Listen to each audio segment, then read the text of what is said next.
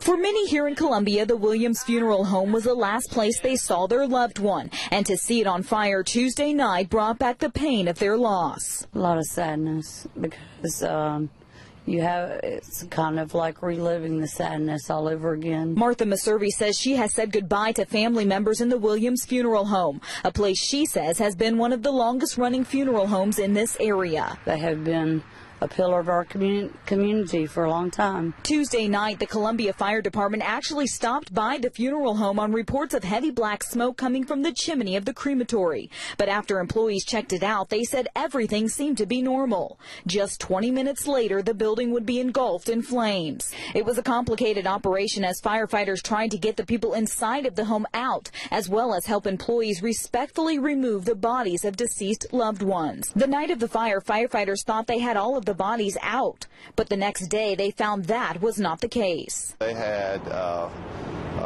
bodies in that were going to be interned the next day, and they were on the level of the fire, and when we were talking about that was the bodies that they were concerned the most with, but they did, it turns out, had 2 bodies in refrigeration unit. The bodies were not harmed, and the only other body inside the building was one in the crematory. While members of this community say they are devastated to lose a landmark in Columbia, they are proud of the way their city pulled together. One of the neatest things to see is how the other funeral homes in the area and churches and private individuals are reaching out to help them, because that's the kind of city we are. The funeral home owners say they plan to rebuild as soon as possible.